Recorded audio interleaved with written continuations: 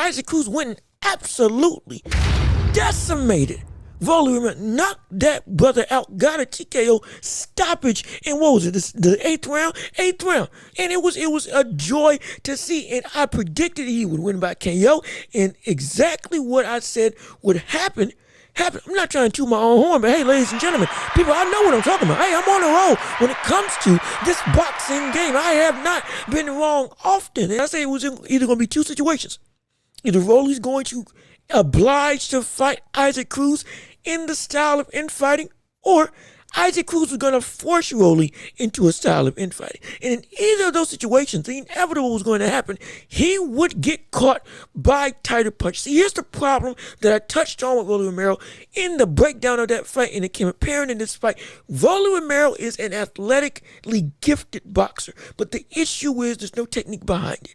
And it showed forth again. His jab was just based on athleticism, no real setup. He was trying to keep Isaac Cruz off of him, but the problem was he can't, because it's not an educated jab. It's only essentially a power jab that he likes to throw, but it's normally just set up other power shots. When he needs to escape pressure, that jab means nothing, especially on the head of somebody as tough and as durable as Isaac Cruz. That brother did not budge at all with any of the major punches that Rolly threw. When Rolly's power became irrelevant in this fight, it was an inevitable conclusion. We were expecting the beginning of the end, and it happened, because when Rolly can't when Rolly can't dominate with his physical gifts, which is solely what he relies on as a boxer, now he becomes a sitting duck.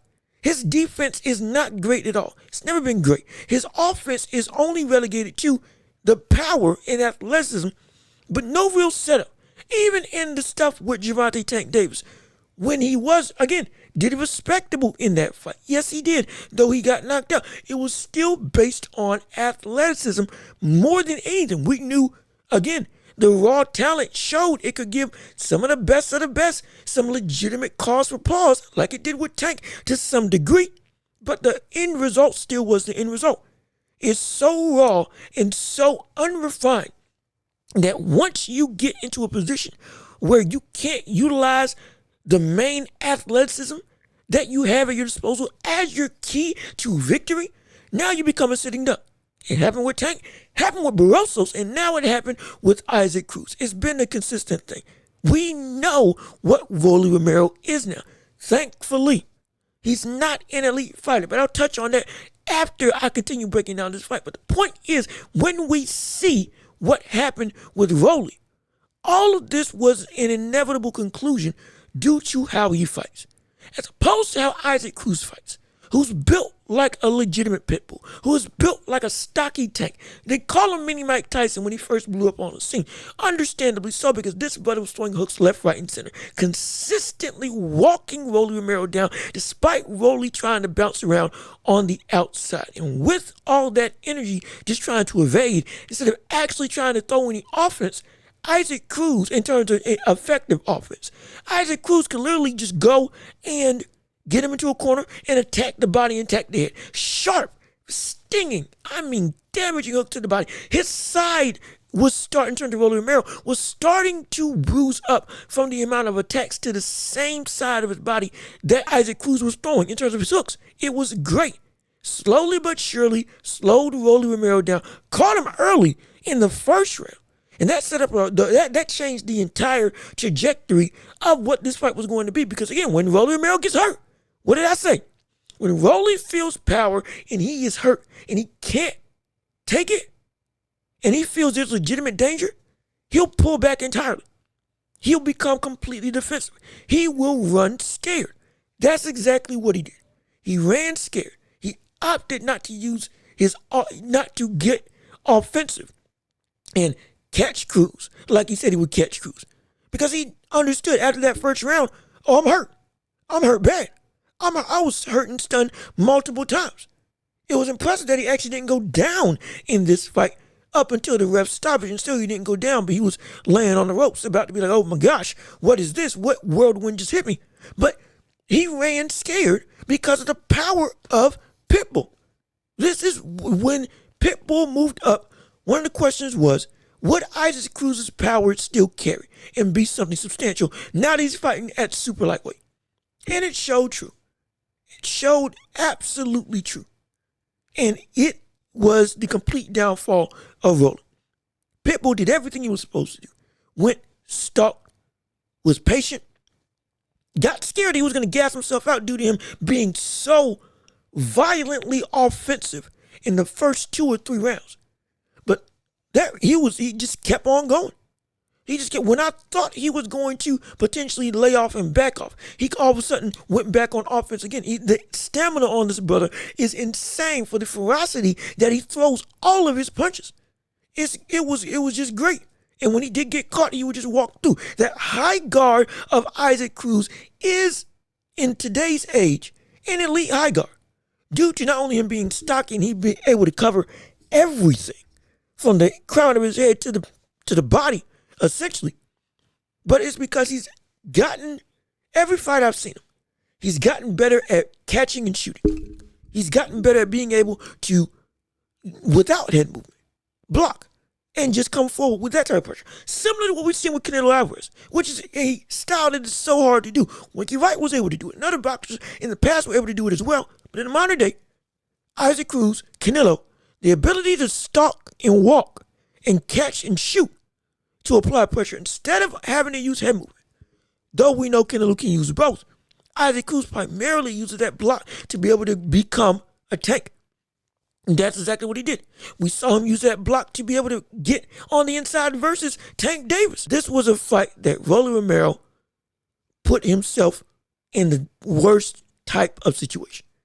Because with pride and outright confidence, without technique, going up against somebody who has mastered a style that is incredibly dangerous and conducive to destruction, you're not going to be okay.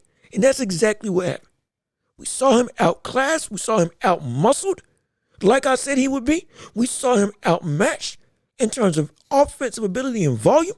We saw Rolly Romero, again in a situation against the elite of the elite, go and falter, go and fail. And it's a real situation that we have to ask Rolly Romero as we move on to the next topic. What is it that we had to say about Rolly now? This fight was a fight that was supposed to bounce back from the robbery that was Barroso's. This was supposed to prove, okay, are you really about that life? Can you go and against a brother who put on a better performance against Tank than you did? And didn't get knocked up, but legitimately had a great fight. Now that you are facing a guy that faced the guy that knocked you out, can you show that you are on that level still and either get him out of there or beat him? And now no. And now what I've been saying, I had a video on this a while back. Rolly Romero is not an elite fighter. Rolly Romero is not a great fighter. He's a good fighter due to athleticism. His mouth has gotten him the ticket that he's had to these big time paydays and these big time events, co-main and main. But as a talent, no, he's never been that guy. He's never been that good. He'll never be that good unless, if he proves me wrong, great. I'm not here for anybody's downfall. I'm here on the history of what you have done up until this point. The improvements that you've shown and that were supposed to be shown when you face off against somebody like Tank, you still haven't shown. You still haven't learned anything. You're still the same one-dimensional Rolly that isn't able to set up his shots, isn't able to do anything that doesn't involve his power, isn't able to maximize his athleticism, and is not able to re-up a gameplay. He's not able to redo a gameplay. He's not able to adapt on the fly. He can't do it. His best adaptation in this fight was to clinch Isaac Cruz. That was it. And it wasn't even effective clinching to reset and put yourself in a better position that you can be offensively effective. It was simply clinching to survive the entirety of the fight. All of that length that you have on Isaac Cruz and height, you couldn't use it.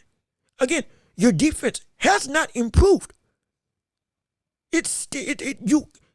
Leaning back on a brother who's closing in with hooks on the inside after he's already gotten the range, using a Philly shell when you can't utilize a quality Philly shell, doing that stupid catching, parrying thing in fight that you were doing in training camp.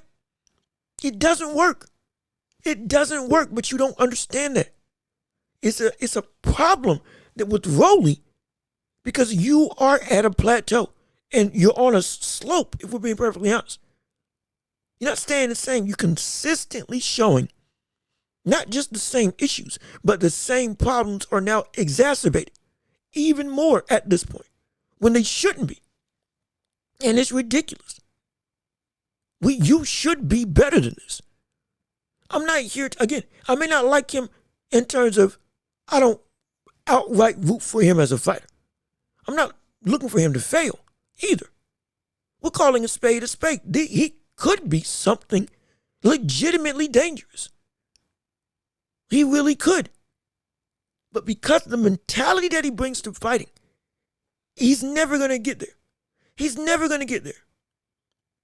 He's never going to achieve what he can potentially achieve with his skill set and legitimate physical ability. It's frustrating to see, but it's deserving because it's what he's put into the sport. He is not somebody that is a great boxer. He is just like with the complaint with Ryan Garcia. Thankfully, Ryan Garcia is more along than with somebody like a Rolly Romero. Rolly Romero is so, he's got the ability to have one of the most dangerous arsenals in boxing. But the issue is he'll never maximize it because of this up here. The mental commitment to this game and the mental commitment to adapting. He'll never get it. He'll never get it. This was your opportunity to prove. You could have lost and still showed, oh, okay, wait a minute. He's gotten better. There's something different. He could have lost and this could have been still a completely different conversation. There's no shame in losing to Isaac Cruz. There's no shame getting knocked out to Isaac Cruz because Isaac Cruz has proved where he can be. He's proved what he can be. You, in terms of Rolly, this was your biggest proving ground outside of Tank. And you again failed the test. You failed it before when you fought Barroso, who you should have gotten out of there. But again, Barroso is a incredibly dangerous fighter. But still, you should be able to handle your business. And you didn't. And again, you failed to do it. You failed to even show any form of adaptation to say there is hope for something better as time goes on. No longer should you be seen as the elite or in the conversation of the elite. No. Bump you down. Because there's nothing else, I don't know what unless you come back and prove something. Your days as being a marquee type figure, I believe, are done. I think they're over. I think now we don't have to worry about that anymore. If you prove me wrong, great. But at this point in time, you're done as an elite fighter in the division.